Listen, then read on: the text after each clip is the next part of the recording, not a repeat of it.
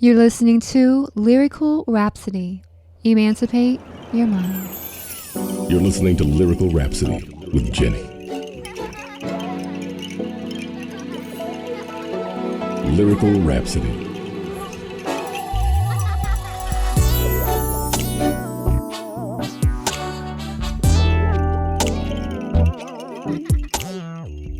This is Jenny Love, and you are listening to Lyrical Rhapsody, a special edition with Tim Wise and my guest host, Samaria Graham. Tim Wise is among the most prominent anti-racist educators and authors in our country, and so it was natural for us to come to him after this verdict in the Zimmerman trial. Samaria Graham is an actress, artist, activist. You know her from TV and film, from Blossom to Providence. And now to introduce our friend and our special guest. It's so wonderful to have another conversation with you, Tim. Welcome to the call. Thank you. Thanks for having me back. And, just to jump in, this has been sparked, this conversation is, I reached out to Tim after the verdict in the Zimmerman trial, and we were having a conversation the other night, and he said a sentence that I was just like, you know what, just hold it there. We're going to have to record this and share this with people. So I would like to go right to that and have you speak on it. And okay. I am a part of the coalition, the Trayvon Martin Coalition, and I've been a part of this case since early April, actually March, I guess, of 2012, when just very quickly how I became involved was I'm a mental health therapist, and I work with a lot of children throughout the Central Florida area, but I had worked with several families out of the Sanford area, and I was very familiar with the issues there, and through the stories and through my own experiences of dealing with Sanford. So it's no question or secret of what it can be like there. So I was actually on a bit of a media fast. I was writing, and I came off of that media fast. I knew that the murder had taken place, and Zimmerman at the time was in custody, but he hadn't been charged. So a week goes by, and it's a weekend that I find out that he was not charged with the murder. I actually found out through Facebook. While I was very frustrated and confused at that point, I wasn't surprised. And so I reached out to actually Goldie Taylor of CNN, and she told me, because in Orlando at the time, we were just getting 30-second sound bites and about what was going on. And she let me know that Don Lemon had covered it very briefly. And so that Monday morning, I called Attorney Benjamin Crump's office and offered my services in any way that I could, because I've done PR and marketing work in the past, and I came on board with who was doing their PR. And from that point on, what I was going to give 3 days turned into several months. And so this is very personal to me for the reason that this is an area, even though Trayvon was from Miami, our children are our children, but that was an area where I have experience and I've worked with children. So it's important for me to explain that, because there's been several hate blogs and that I wasn't even aware of until recently, actually, questioning my involvement, what is her motivation, and not that I owe anyone any explanations, but it's personal to me also because my daughters are multiracial, but it would be personal to me if they weren't. This is personal to me because it's wrong and because of the issue at hand. So the comment that you made that I found very intriguing, Tim, was through Twitter we have that hashtag of I am Trayvon Martin, and that's become a part of this movement. And you said that the truth is the majority of us are not Trayvon Martin. We're actually more like George Zimmerman. Right. Well, I had, the very first thing I think that I wrote about the case, about the killing of Trayvon Martin, which I probably wrote within a week of the time of the story really breaking nationally. I think I made that point then about a year ago that, as easy as it would be and as easy as it is for white folks in particular who are, relatively progressive and committed to challenging racism, and that's not by any stretch the majority of white America, I wouldn't say, but for those who are sort of that way, it's real easy for us to say, well, I'm Trayvon Martin, and to join with people of color in the outrage over the killing, which certainly was there for a while. Even in a lot of white America, there was some outrage.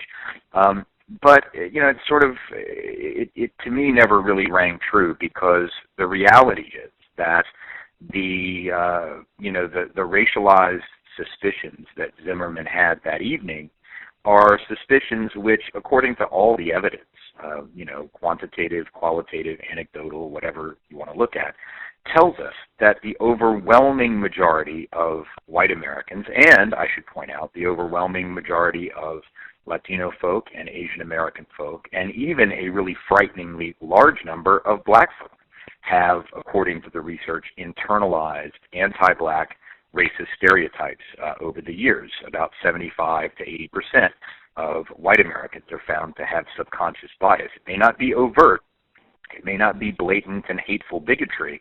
The one thing that we can say, I think, with some certainty is that overt racist hatred has probably diminished pretty substantially over the years, but it's gone in many ways underground. There's still a subconscious racial implicit bias, which actually, according to the research, is capable of doing just as much damage, in fact, sometimes more, because you don't realize it's operating, right? Overt racism, we sort of know when we see it, and so we know how to challenge it. But if George Zimmerman got triggered by the presence of this black male in the neighborhood in a way that, if we're being honest, we know he wouldn't have been, had that body been a white male wearing a hoodie that night, then the question is, not only is it a problem when he follows Trayvon, but is it the case that most folks, including the vast majority of whites, including most people who are not black, would have also felt that Trayvon was suspicious? And if the answer to that is yes, and the evidence seems to suggest it is, we've got to deal with that. We can't make this about George Zimmerman alone. It has to be about the larger society and the biases that far too many of us have internalized. I absolutely agree.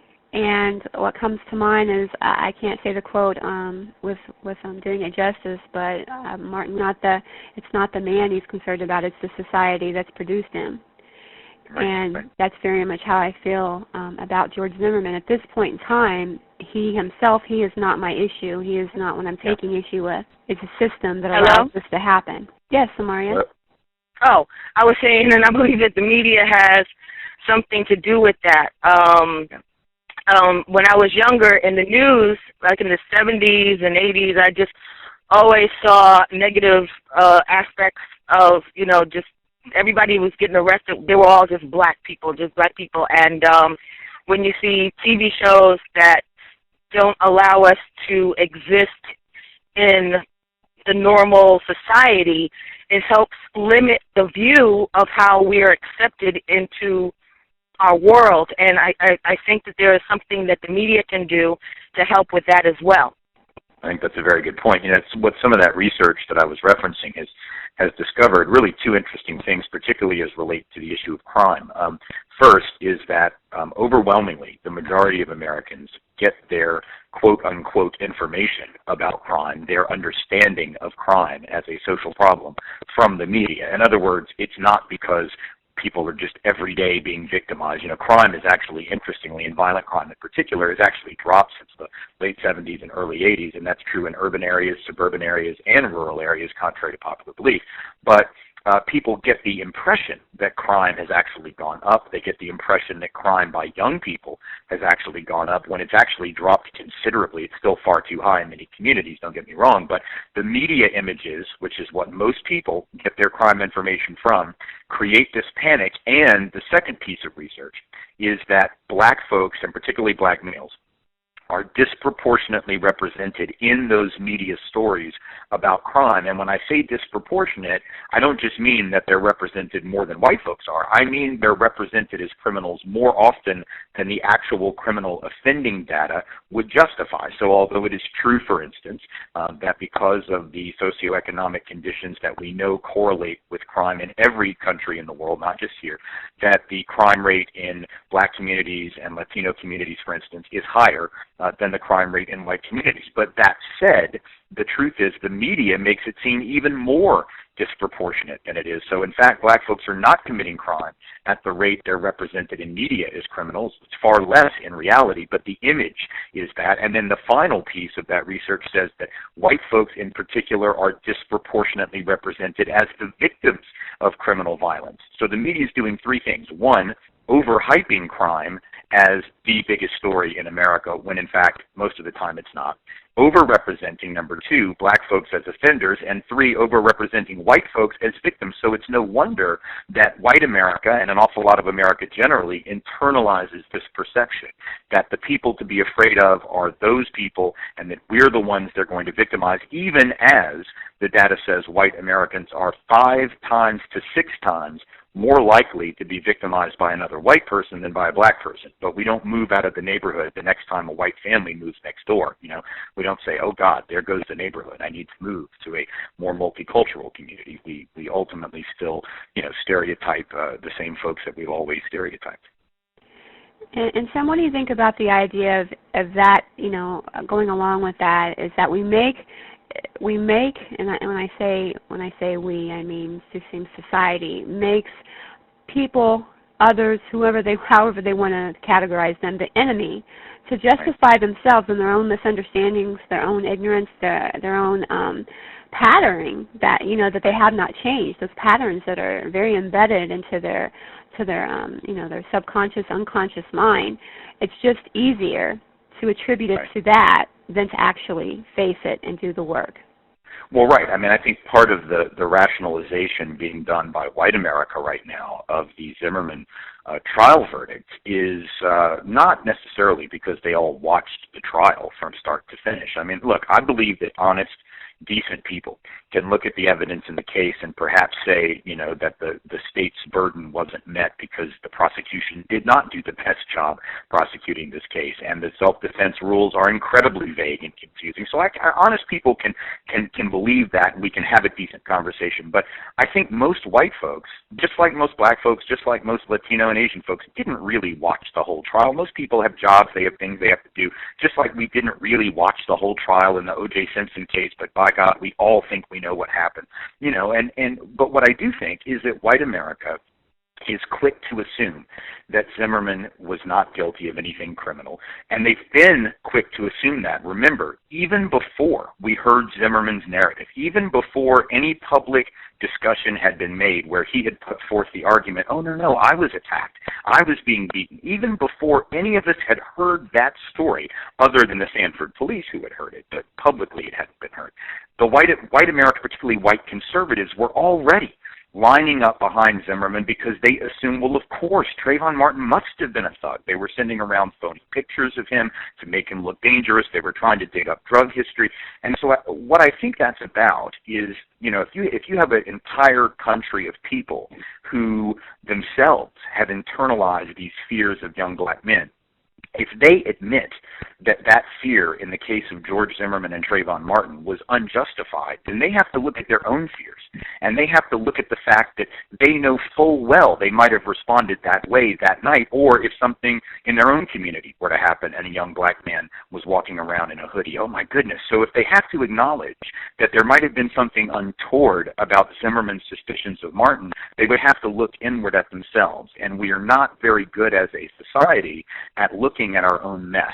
So we project it onto others. We either project it onto Martin and say he was the problem, or we project it onto Zimmerman and safely, isolate the problem of racism in him so we don't have to deal with our own stuff. We all do it, and it needs to stop. Well, I know Samaria, as well as myself, we've been, like I said, aware of what's going on all along the way from the beginning. And I have to say one of the most prominent issues that has come up in my own psyche is anger, and outright just anger, that Trayvon Martin, from the moment this began, he was put on trial. And so I would like to hear what you have to say about a young black male in the United States in 2013, 2012, that's murdered, pursued, and ultimately murdered. And then he goes on trial for being black. Right. Well, I think, two things. One is that, we have a judiciary and a judicial system, criminal justice system, which in almost every case, sadly, does tend defense attorneys doing their job as they are supposed to do, and they have an obligation to represent their client. In so many cases, not only this one, but so many cases, victims of crime are in effect put on trial. women who are the victims of crime, sexual assault and rape, are essentially put on trial in terms of their sexual behaviors. What were they wearing? How were they acting? This kind of thing, unfortunately, happens in our system all the time. The problem is, I think in this case, and in a lot of those cases regarding women who are the victims of sexual assault, is that the state doesn't effectively push back against that narrative. We rage about it on the outside, and we say, why is the victim on trial here?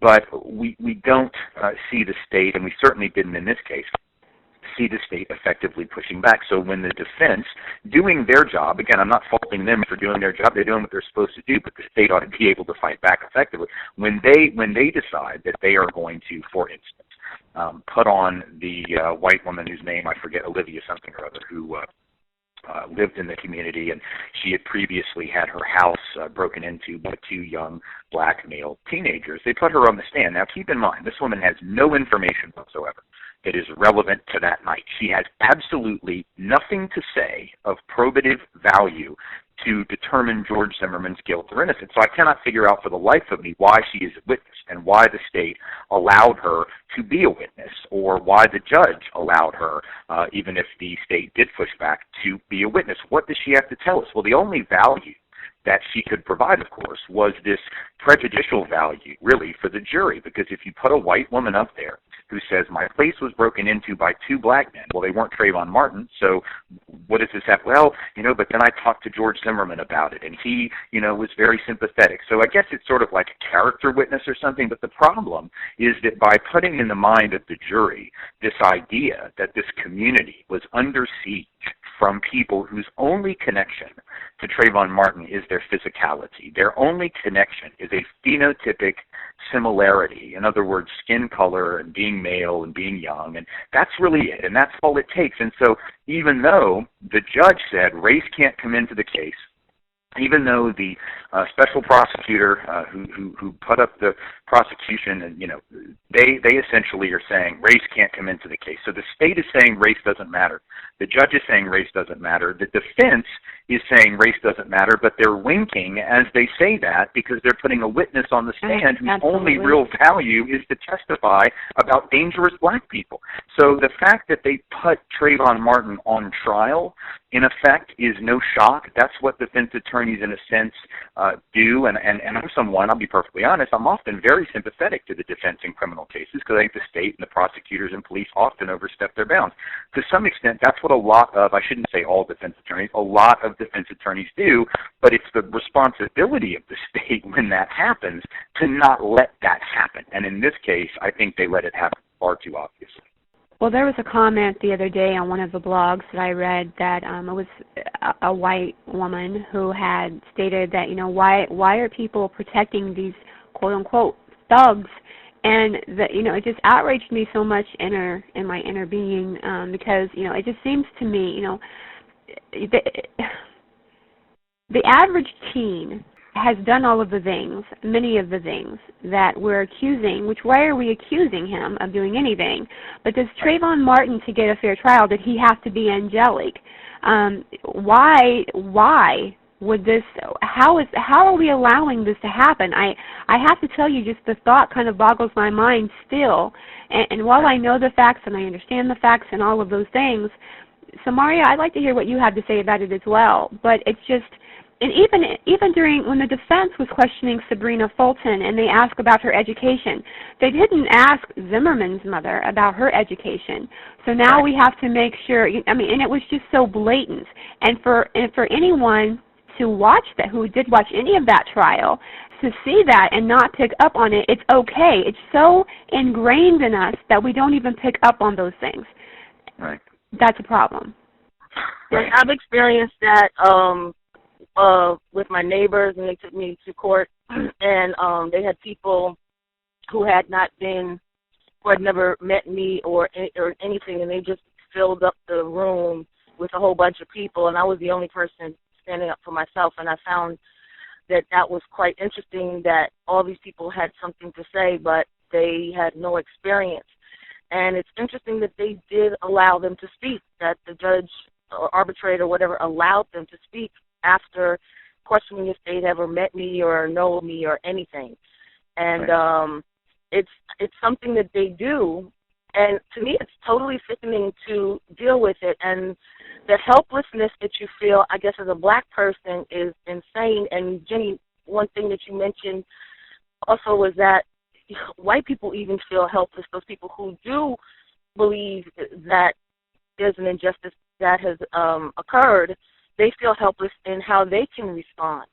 Yeah, I think what's interesting, especially about what you just said, Samaria, is the use of that term helplessness, but also the insanity of it. And I think, now I was thinking about this yesterday, it seems to me that what a lot of white America in particular isn't getting in the wake of this, because it seems like, all I'm hearing from the bulk of white America, clearly not all of it, but, is sort of like, why do black people have to make this about race? Why is everything about race? Why can't it, and what I think white folks don't get is that, on the one hand, I don't really think that, from what I'm hearing and the survey data and anecdote, that black folks are necessarily shocked or surprised when something like this happens in a court of law. I mean, black folks are certainly used to injustice in the courtroom, which is why it was always so absurd for people to say, hey, don't riot, black people. If it doesn't go your way, don't burn anything. The assumption being that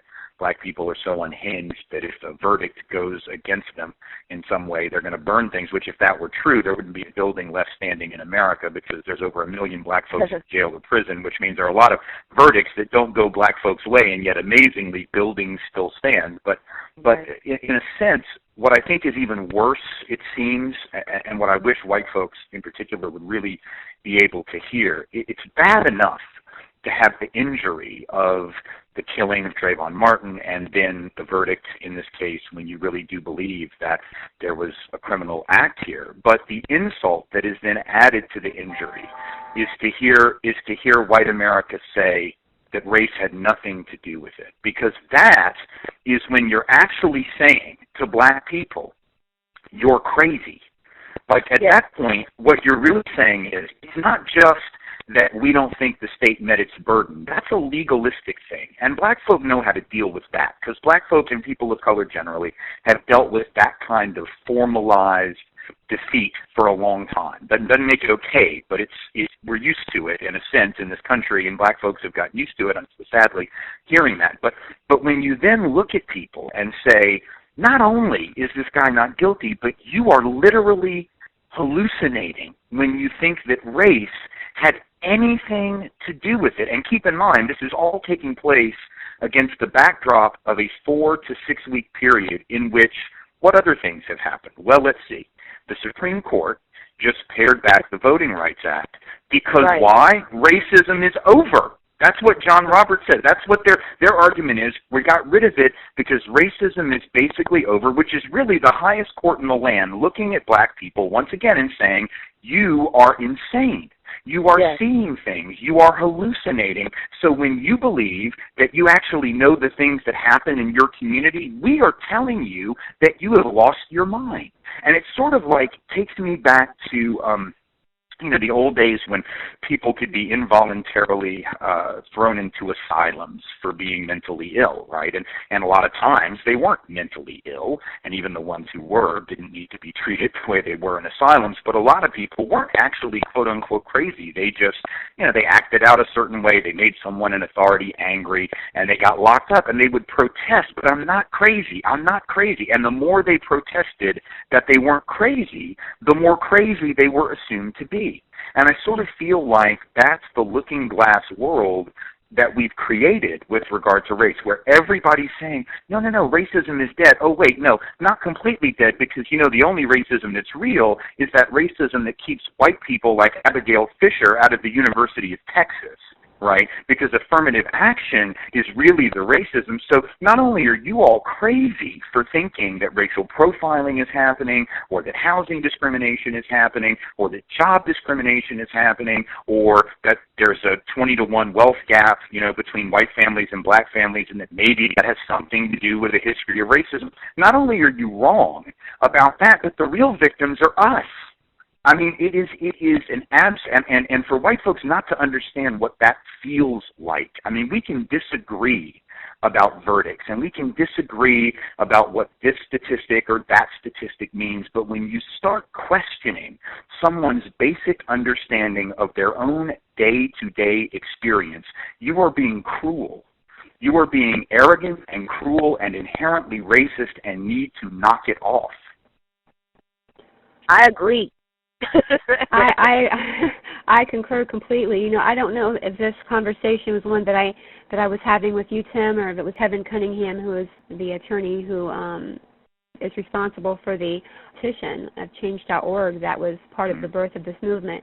But we were discussing how, and you can let me know if it was you, the explosion of the neo-Nazi orders since Obama came into administration. And so for anyone that's having any doubts about that, or they're not encountering maybe in their daily lives and they don't understand, I mean, it's so obvious of what's going on right now, and it's because I feel we're at a tipping point. So that's why we're feeling it the way that we are right now. Do you agree with that, and what would you say to that? I'll just add, and I think what's also missing is not just saying that, you know, we're crazy, is not understanding that it affects us physically.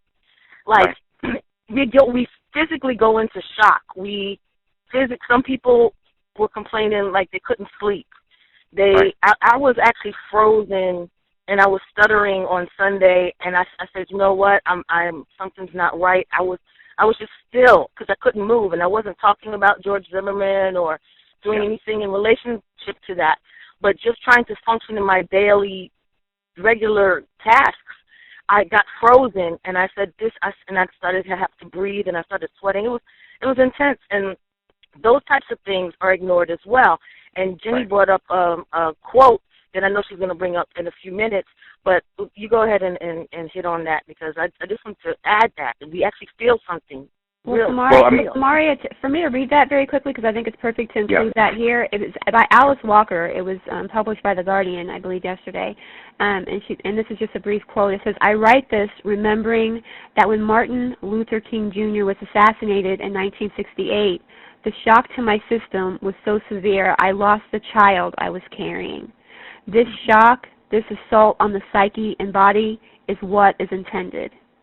Right. Right. Well, I think that's a critical point, and you know, I wrote about this in my last book a little, but in Colorblind two books ago, you know, sort of talking about the physiological effects of racism and not just the overt acts of racism that we can imagine have traumatic effects for peoples of color, but even what the research tells us about the way that subtle and sort of microaggressions, as they're called in the literature, even those more subtle forms of racism, have an especially damaging effect, precisely because they're not as clear. I mean, in a weird way, the more blatant acts of racism, according to the research, are almost easier for the black and brown body to process, because they're so obvious. Your brain doesn't have to spend a lot of extra time trying to figure out what just happened. Like if someone calls you a racial slur, there's that initial trauma, it sticks with you, but you know how to process it, you know how to categorize that. It's that subtle thing, you know, it's being followed around in the store and you're not really sure if it's race, or it's you got pulled over by a police officer and he tells you your tail light's out, but how do you know that's really it? Because white folks drive I've been driving around for like a month with a tail light out. Finally, somebody said, "Hey, you know, your tail light's out," and I got it fixed, but I got no tickets. You know, nobody pulled me over. So it's that processing that people of color have to always do. That what is called is attributional ambiguity, right? Not really knowing what to attribute this act or this statement or this comment or this joke to. And the research says that kind of thing, on top of the larger history of blatant racism about which we're aware, has a real effect on the black and brown body, that it causes the black and brown body, and particularly African Americans in this country, to release excess cortisol and other stress hormones, which have a direct effect on hypertension and heart disease and stroke and all of these things. We know the research says, for instance, that when black folks go to sleep at night, there's a disproportionate number of African American men and women who do not have their blood pressure drop at night when they're asleep. Normally, the physiological response to sleep is that your blood pressure will drop a bit. You know, during the day, your cardiovascular engine is gunning a little bit, so your blood pressure might be a little elevated relative to your sleeping state. But for black folks, what the research is finding is that overwhelmingly there is no return to normalcy of blood pressure at night. Now, there's no physiological, genetic, or biological reason why that should be true. And what the research is finding is that they're calling it sort of a weathering effect, that having to deal with these day-to-day indignities, sometimes very large, sometimes seemingly minor, but they add up after a while, is having a emotional and physiological effect on peoples of color. And if we don't want to talk about that, and let's be honest, we didn't talk about it during the whole healthcare debate. I mean, even people who were pushing for major healthcare reform, how many of them really talked about that? How many people actually said, oh yeah, by the way, we need to get comprehensive coverage, we need to make it affordable, and we need to talk about race and racism as a public health matter? Almost nobody was doing that. So liberals don't want to talk about it. Conservatives obviously don't want to talk about it. Most Americans, particularly white Americans, aren't prepared to talk about it. And I think unless we do, we're in trouble. Now back to the issue of neo-Nazis and that stuff. I think what we're seeing, and this was somewhat predictable, and it wasn't just me certainly who predicted it, but when I wrote Dear White America a year and a half ago, and that's the latest book that I wrote, was the whole premise of that was looking at the perfect storm for white anxiety that had been created as of about 2008. And I mentioned that there were four elements of it. There might be others that you could identify, but the four that I identified were, the election of a black president in a country where white folks have always been able to take for granted that the leader was going to look like us, and certainly was not going to have an exotic name like Barack Obama, my goodness. And then the second factor leading to white anxiety was the decline of the economy. Obviously, white folks for 3.5 generations, going back to the Great Depression, had not really had to think about double-digit unemployment and the kind of economic uncertainty, which for other people, folks of color, really wasn't all that new, but for white Americans was very new and was creating anxiety. The third element was the increasing prevalence of a multicultural popular culture, right? Because pop culture defines so much of what we think of as cool and hip and everything else. And if that popular culture is increasingly multicultural, then white folks now can't really look at ourselves as the cultural norm. It's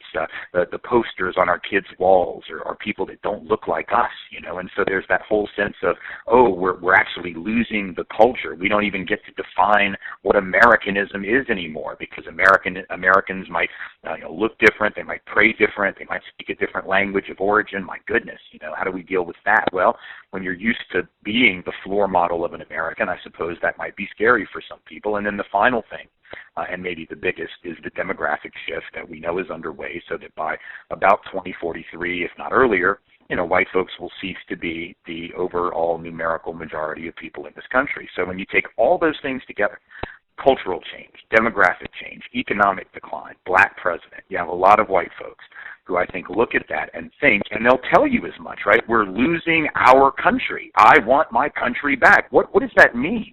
If not, we want to go back to the days when our normalcy could be taken for granted. How dare you challenge our sense of what normalcy is? We want to go back to Leave It to Beaver. We want to go back to the days when all the presidents were white and wore cowboy hats like John Wayne and rode around on a ranch like Ronald Reagan or George W. Bush. We don't want a president who goes home to Hyde Park, for God's sake, in Chicago. We want a guy who owns a horse on a ranch, because that's America. That's the version of America that we sold ourselves, and then confronted with the reality that maybe that's not the real world.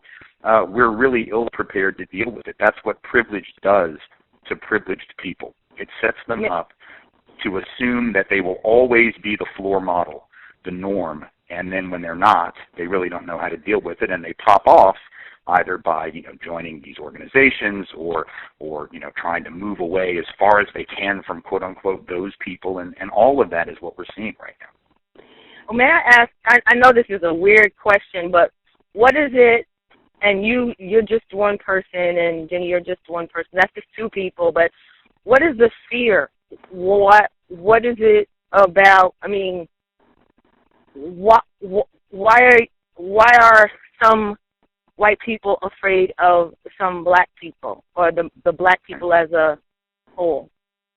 Well, I'd love to hear Jenny's take on it. Mine is pretty simple. I think that, and this is not mine alone. I mean, James Baldwin talked about this, 40 years ago or more, and a lot of people of color have written about it and talked about it. I think on one hand, white Americans, even though we like to play act as if we don't really know what the history of this country is, we like to pretend that we're in total denial about the history of racism, and I think we are to some extent, but I think we know more than we let on, and I think there's a significant number of white Americans, frankly, who are afraid, and in some instances they'll articulate it as such, afraid that, if people of color become a more prominent percentage of our country and actually have more power, they're going to do to us what we did to them. The irony of that being that in order for you to say that, you must know at some level what it was that was done to them, and you would think that as a matter of justice and humanity, you would want to get on board the freedom train now, so to speak, so as to create community and to create real relationships with folks, so that if, in fact, anybody was inclined to pay back, they would be dissuaded from that. I mean, this is the same dilemma that faced white South Africans, right, who at one level knew, I think, as early as the late 1970s, certainly the mid-80s, that apartheid could not last. I mean, they had to know that it wasn't sustainable, and yet they fought like hell to maintain their power, even though they had to know that the longer they hold on to white supremacy, eventually when this thing falls, there's going to be some really pissed off people, and some of them are going to unfortunately take it out on you, So it seems to me there's that fear of quote-unquote racial payback. There's that fear of having to look into the face of another person whom you know has been injured by a system that was set up for your benefit and have to face what that means. Yeah, I agree. And, when you go to that fear, for me, my experience, I'm from a smaller town in Indiana. It's actually Grant County, which was the last public lynching that, was claimed in the North. And I actually didn't know that about my city until I was in college. I wasn't aware of it. It was very well hidden. But I definitely was, I've never, whatever that gene is or whatever what happens, what that switch that gets clicked on, I've never understood, which has been one of my greatest frustrations and pains is I've never understood, Samaria, the answer to that question. What could that be?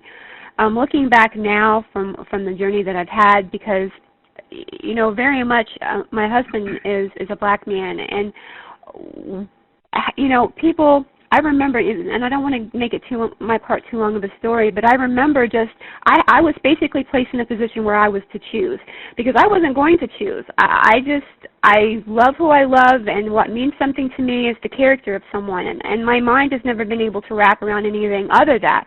Since I was a very small child, I remember my father's family was very racist comments, and no one had to teach me. I just knew that it was wrong, and it never resonated. That fear never resonated with me.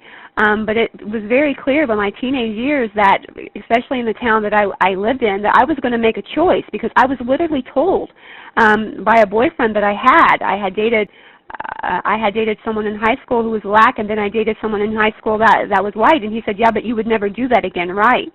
And I'm like, well, I can't tell what my future is going to be if I meet someone that I like. Yes, I would, which is very, very clear that I had a choice to make.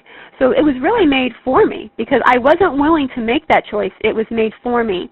And I think that it's ignorance. That's what I think that the heart of all of this is just absolute ignorance.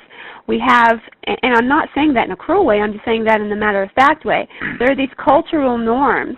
And you were very eloquent in saying, privileged white America, Tim, and I appreciate that. But for me, it's spoiled white America. And I wish they would just grow up. Because that is, for me, that's exactly what it is. It's, hey, it's always been, it's like children that, hey, it's always been this way. It reminds me of a perpetual teenager.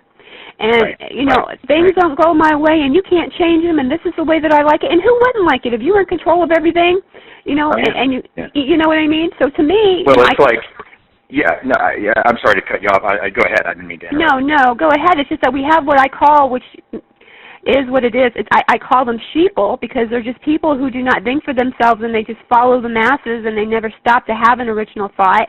And I really believe that that's what it's born of. And well, I think you make a really critical point, that there's this mentality of entitlement that any privileged group, probably in any society, gets used to. And in ours, that means white folks, and it means men, and it means people with money, and it means straight folks, and it means whatever dominant group you're a member of, you're going to have some of that. And I think a great example of it, and this speaks to the issue again of what white folks are afraid of.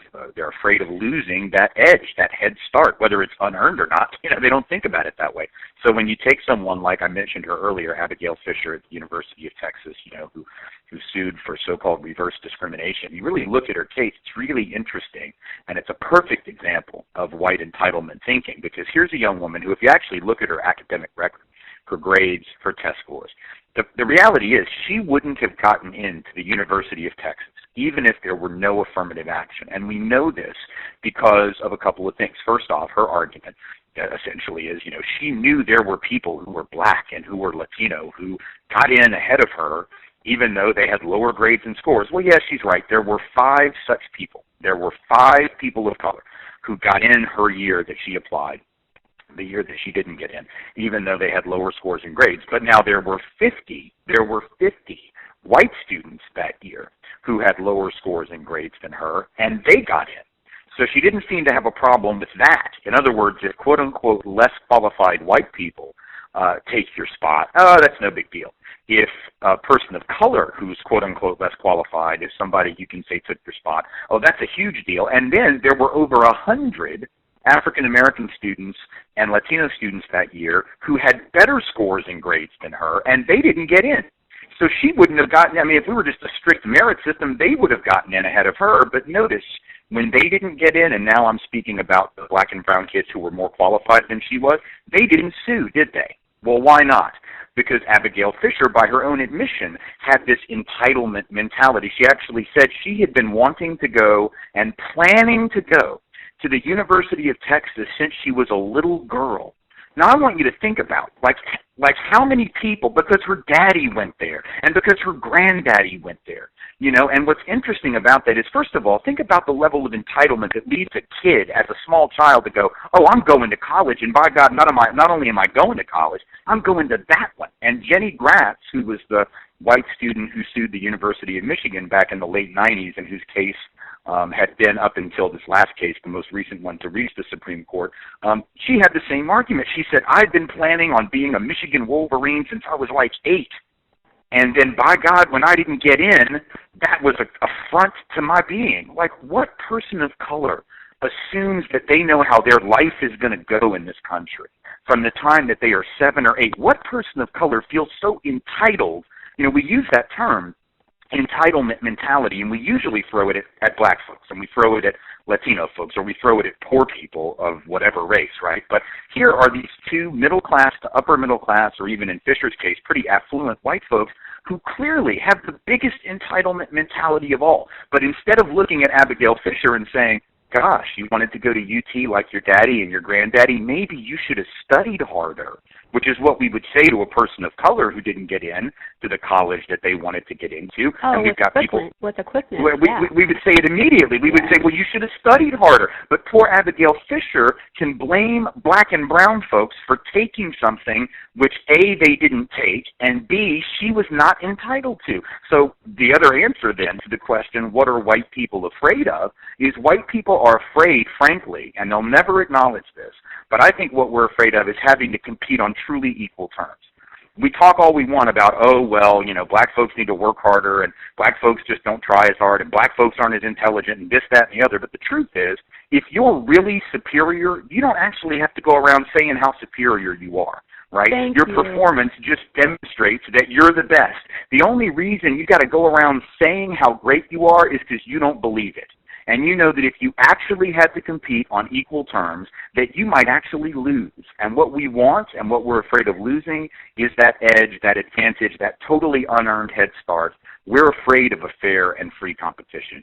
And the reason is we're afraid we might lose it. I wanted to ask you, Tim, you do have a movie that you're working on, am I correct, a film, a project that you're working on?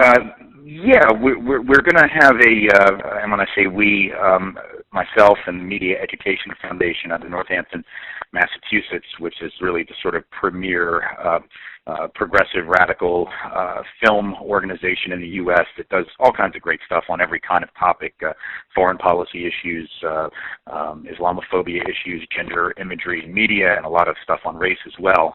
We're putting out a film that'll be out in about 6 weeks. We're saying end of August, beginning of September, but early on in the college year and educational calendar semester, so it can be used for educational purposes, but also released, hopefully to some film festivals and get some theaters too, possibly, called White Like Me, and it's essentially an hour and 5 minutes exploration of a little bit of my biographical stuff from my book, White Like Me, but more, it's really a synthesis of the political, philosophical, ideological, socioeconomic analysis that I've put forward in my other books, especially Dear White America and Colorblind, to sort of look at a lot of the stuff we've been talking about so far, in the program, talking about white anxiety, talking about this whole notion of post-racial colorblindness, the whole notion of not really needing to talk about race anymore. And so we've got a lot of great people. It's not just me as the talking head. I'm narrating the program and I'm on camera a little bit, but it's mostly a lot of multimedia imagery, a lot of news clips,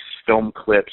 We got interviews with some wonderful scholars. Michelle Alexander's in the film, Imani Perry's in the film, Martin Gillen's in the film, John Bracey's in the film. We've got great voices of folks who are talking about this issue of racism in the justice system, in schools, the issue of white denial, both historically and contemporaneously, the issue of white privilege, both its origins and its current reality. And so it's really sort of the first, at least that I'm aware of, feature-length documentary to look at the issue of white privilege and really put that out for folks to consider. What does this mean in the so-called age of Obama, and where do we go from here? I can't wait to see that. We'll definitely make sure you get a copy of it as soon as it's out. We're in the post-production phase, at this point right now. So, I think it'll be great, because I think as much as I enjoy, as a writer, obviously, I try to write as often as possible, but I do realize that we're living in an era where a lot of folks, particularly young folks, are so attuned to moving images, for good or for bad. We could talk all day about that. I've got 2 kids, and there are times I wish they'd just pick up a book and less screen time and more book time, although I realize sometimes the screen time is book time because they're reading a book on a screen. Okay, whatever, that's fine. But there are times when young people in particular really, maybe they won't respond to a written essay, particularly if they're used to 140-character tweets as literature, and so they may not read a book, or they may not read a long essay, or they may not respond even to a lecture. We had done, the Media Education Foundation and we had done a film several years ago, and it's been out since '07 of me speaking at Mount Holyoke. And it's a talk that's been shown in a lot of college classrooms, and from what I hear, it's been very effective in a lot of classrooms. But I just feel like this one, because it's multimedia, because there's just a lot of really strong content taken from a lot of different places that really, I think, engage the viewer more than a speech, that it has the potential to not close the door on the conversation, because there's always going to be pushback and there are always going to be folks who just aren't prepared to hear it, but at least get the conversation going amongst people who have up to now avoided it, and maybe move it to the next level for those people who have engaged it. And we're going to have some additional content that didn't make the actual final cut of the film, but we think it's important. We're going to have some of that online that people will be able to access, additional interview footage from the interviews with Michelle and others, and with myself. And, so there's going to be a whole sort of educational campaign, so this thing can be used by educators, by community activists. That's wonderful. Yeah. And obviously very, very needed. I know it'll be extremely insightful being that you're a part of it. I can't wait to be able to share that with others. I truly want to bring this up and hear what you have to say before I let you go. I was very encouraged, and Samaria and I have spoken about this a little bit, as after the verdict came out, and as heart-wrenching as it was for so many of us, and those that were just in disbelief and just absolute confusion. We saw people go to the streets, but they didn't need to have an organized rally or someone tell them what to do. They just went to the street. And this was people of all colors. It was just a rainbow. It was just absolutely beautiful. And as Samaria pointed it out to me earlier, it was immediate. This is very hopeful. And we're in a period now, I believe, where your film is so very timely. I would just like to know what you have to say about that and our young people coming forward. I am so impressed with a lot of the young people I'm working with right now. Just truly gives me hope, refuels my hope. Well, I think that on the one hand, there is a necessary and cathartic element to protest, even if it's just sort of general out speaking into the universe protest. I mean, a lot of the protests post-verdict were not necessarily protests at a particular location where you're trying to get person A or institution B to do thing C. It was just sort of this release of frustration, just making people's voices heard. And that is, while some people might think that's, sort of ill-organized or unorganized or unhelpful, I think it is helpful. Is it going to change the verdict? Well, of course not. That's not the way the system works. Is it going to ensure that nothing like this will ever happen again? No, it won't do that either. But what it does is it allows people to channel their frustration into a constructive voice of community. It allows them to go out there, and even if the only benefit that comes from it sometimes is that you meet new people,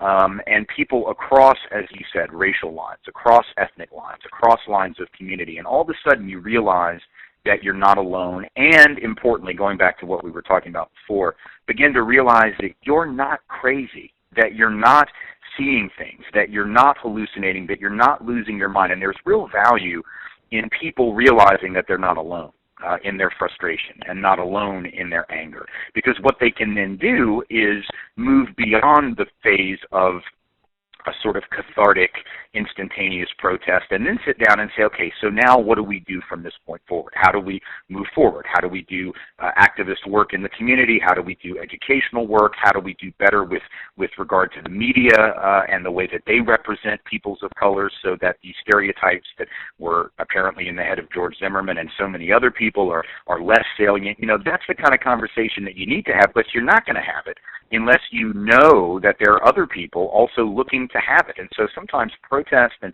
demonstrations and these cathartic releases can become a catalyst for that deeper work. And I hope and I sort of expect that's what we're going to see come out of this. Samaria, do you have anything that you would like to add? I'm looking forward to seeing that film and seeing what topics were, and how you addressed them, Tim. And I'm excited. I think that's a wonderful project to have taken on.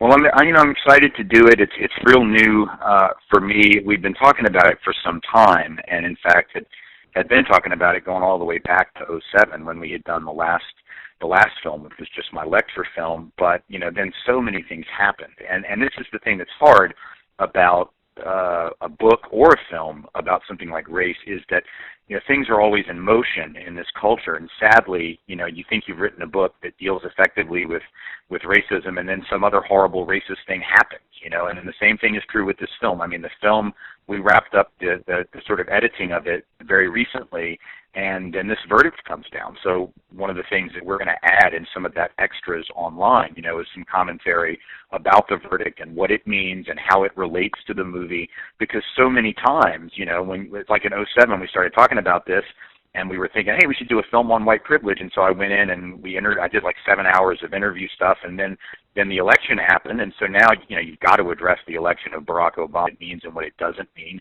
but it wasn't in the original footage, so we had to scrap all of that, and start over again, and I think that alone is sort of a metaphor or at least an indication of how relevant and how salient race remains in this country, so much so that, if you close your eyes or go to sleep for a couple of minutes, there's sadly something else that's going to happen. This has been a summer where that has been constant, whether it's Paula Deen, whether it's the Supreme Court Voting Rights Act decision, the affirmative action decision, keeping that reverse discrimination lawsuit alive, whether it's this case and everything surrounding the killing of Trayvon Martin. I mean, every couple of days or weeks there's something else, and I think, for those folks who want to bury their heads in the sand and pretend that race isn't happening, that racism isn't happening, that race has no real import for life in the United States, in this country, you have to really choose to be willfully ignorant to that. You have to really choose to say, I'm not going to see it, because any sort of sober reflection on what's going on in this country will let you know that race is absolutely at the center of just about anything that happens of substance in the country. And on that, Tim, I would like for you to take us out speaking on this, because that was the last thing that I was going to bring up to you. I would like you to address that person that Fox News is where they get their news. And I would like for you to talk to us about the fact that I think it's been Bill O'Reilly and several others who have brought up black-on-black crime as a factor in this case, and why that is so outrageous and why that is so disrespectful and insensitive and just wrong and inaccurate. Can you just talk on that? Well, what's so incredibly cruel about it is that the people who say that as a way to deflect attention from race issues and racism and civil rights issues and issues of discrimination is that those people who say that, they don't spend any time in black communities. They aren't around black people. If they were, they would know that, in fact, the conversations about crime and violence in black urban spaces are constantly happening. I mean, I was a community organizer in public housing for 15 months, and frankly, contrary to what most white folks think, most black folks in that community were not sitting around talking about Whitey. You know, they really didn't care about Whitey. It really wasn't their conversation. They were talking about how are we going to deal with these problems. Now, maybe they have an institutional analysis of those problems so that they understand that some of those problems are related to white supremacy and inequality, but they were talking about what are we going to do to deal with violence and teen pregnancy and AIDS and HIV and the lack of jobs. And, you know, and yeah, they understood that they couldn't do it alone. They had an institutional framework for discussing it, but frankly, self-help was what they did all the time. The problem is Bill O'Reilly didn't hear about that, and Sean Hannity doesn't hear about that, and Rush Limbaugh doesn't, and therefore the people who rely on them for information don't hear about that. They don't read black newspapers. If they did, they would know that that conversation happened. Secondly, what's offensive about that deflection, that shifting of the issue, is that if you really think that's a logical argument, that somehow civil rights leaders should be focusing on black crime, quote unquote, which itself is an interesting phrase because we don't say white on white crime, even though white on white crime is numerically more frequent, just because white folks are more prevalent in the population. There's more white on white crime by a factor of about 2 to 1, 2.5 to 1 than there is black on black, but we don't call it that. But anyway, back to the point, that if you think that's a logical argument, that because more black people are killed by other black people than are killed by the Klan, which is what Ted Nugent in his infinite wisdom said the other day, like that meant something. Well, you know what? That was true even in 1937.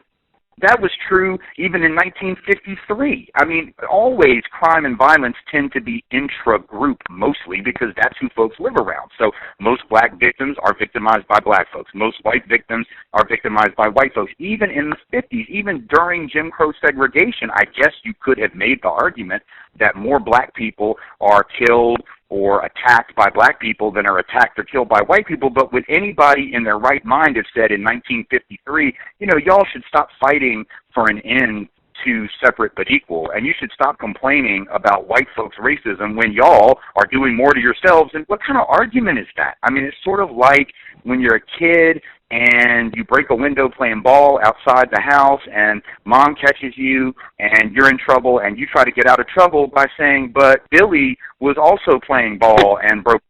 Like, mama didn't care about Billy. Mama, in fact, would normally say, if folks' moms were like my mom, would look at me and say, well, now, if Billy would throw himself from a bridge, would you, in the manner of a damn fool, follow him? You know, that would be the response. Like, you just don't get out of your culpability by talking about what somebody else did. It would be sort of like, to put it back in the whole organizational framework, folks say these civil rights groups don't talk about black on black crime. A, that's not true. They do work on those issues. But more importantly, that would be like saying, well, why doesn't Mothers Against Drunk Driving have a campaign to deal with all the folks who die on the road because they don't wear their seatbelts? Like, those are both good issues. They're both important issues. But folks choose the issue, and in the case of anti-drunk driving folks, they're trying to deal with that real issue. What civil rights people do is deal with civil rights issues, which have to do with race-based discrimination, race-based targeting, and anyone who thinks that, you know, crime in urban areas is somehow a black thing, that it's about blackness, is by definition making a racist argument. We know that the association between violence in those communities and blackness is mediated by this other thing, by socioeconomic conditions that prevail in those communities, concentrated poverty, population density, things that we know in every country are correlated with crime. So to make that into a black issue as opposed to a poverty and economic issue and issue of opportunity, structures, or the lack thereof, is itself, to make this about race. And so I think that is a shameful way to duck responsibility, even if we agree that the violence in places like Chicago or New Orleans, where I lived for 10 years and where during the time I lived there, New Orleans was the murder capital of the United States, those are real issues, and we have to deal with those issues. But the idea that until that issue is dealt with, we don't deal with what white folks are doing. That, in 1991, when I was involved in the campaigns against David Duke, who was a white supremacist and neo-Nazi who was running for governor and before that running for the Senate, I guess, there are probably people who could have said that then. They could have said, well, you're worried about David Duke and white racism, but there were 300 black people killed last year by other black people. David Duke didn't kill one. So why are you complaining about David Duke? Because he's a racist. And because racism is wrong, period. So we'll deal with problem A and problem B. We are capable of walking and chewing gum at the same time. And yet the people who make that argument, it's funny. They want to say, well, why don't black people focus on, black on black crime? Well, why do white people not ever want to focus on racism? We just want to focus on what black people do wrong. We just want to focus on black folks not working hard enough in our mind, or not doing this or not doing that. Ted Nugent the other day said, the black problem, which is a funny way to put it, that's his words, the black problem would be solved if black people would just commit to working hard and being sober and committing to excellence in all things. I mean, this is a guy who said in the same interview or in the same article, that racism against black people was gone entirely by the late 1960s. This is the level of denial in which white conservatives who love this man, who actually don't even not necessarily love his music, they love his political commentary. Sean Hannity calls him a friend of the program, and that was true even after he basically talked about killing Hillary Clinton and asking her to suck on his submachine gun, and talking about, killing Obama, and Hannity refused to condemn him. This is what passes for legitimate commentary. So if somebody's relying on those people to get their information and doesn't actually have connections to black folks or black communities, but yet believes that they are capable of pontificating about black people and black communities, they are engaged in the most pernicious form of day-to-day white supremacy that we have in this country. And if they can't see that, then there is no possible way that we are going to be able to have legitimate and helpful and healthful conversations across racial lines in coming years. And that is why you are known as one of our nation's leading, brilliant, and articulate anti-racist educators and speakers. Thank you, Tim. I am so thankful for your mind. Thank you. So thankful. Thank you. Thank you for your work. Thank you for your heart. Thanks, Phil. Thanks for having me back. Thank you. And to everyone, I wish you all, everyone, love, light, and above all, peace. Peace.